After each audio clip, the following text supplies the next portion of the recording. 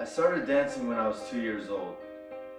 The idea of a boy dancing ballet went against the status quo, and I played other sports, baseball, basketball, soccer, just like the other boys, but I continued to dance regardless of what other people thought. That was my first clash against societal norms. My next clash was inside the ballet world, where boys aren't normally allowed on point.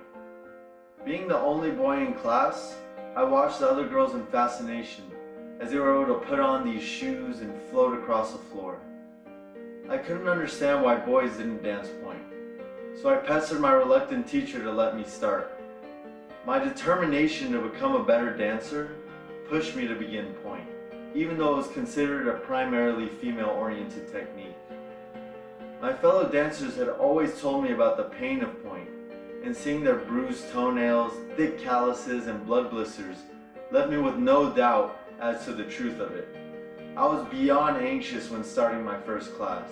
Bye-bye to nice looking feet, but I had to know for myself what it was like. I remember this one instance, about a year later, when I had finished the men's component of an audition. I was sure I had done well, but perhaps not stood out as much as I would have wanted. As the rest of the 14-year-old boys gathered in the middle of the studio, the ballet teacher looked at us and said, "Thank you for coming to the Joffrey, New York audition. You're free to go." As they packed up, I walked up to the teacher and asked, "I've been dancing on point for a while now. Can I stay for this next section of the audition?" With a surprised look on her face, the teacher said yes. I rushed with nervous excitement to get my pink point shoes. My ballet teacher wouldn't let me paint them black. And joined the girls. As we worked through the point section, I could see everyone was stunned that I was more than keeping up with the other dancers. They seemed to be lost in translation. 2 weeks later, I was sent an email informing me that I earned a full scholarship to their year-round trainee program. This acceptance gave me confidence to see how far I could take this idea, the idea of guys dancing on point. Back at my home studio, the accomplishment of balancing on my toes in a 2-inch satin box was overshadowed by the awkward feeling stemming from copying the feminine style of dance.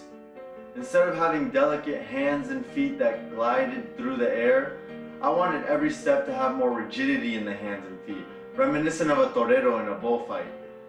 Rather than being confined by the traditions of the ballet world, I changed my approach to point class.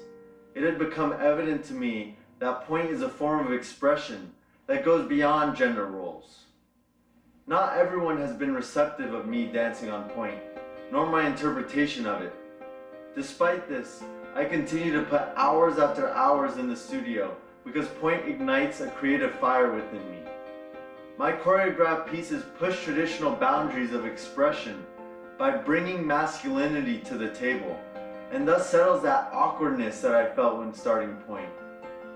What sets my dances apart is that I seek to give every movement a controlled, aggressive purpose to contrast the traditional female roles, solidifying my identity as an artist and communicator. It is exciting to push the gender roles of dance in this manner, and to let my curiosity lead me to explore this divergence in such a traditional form of communication and expression.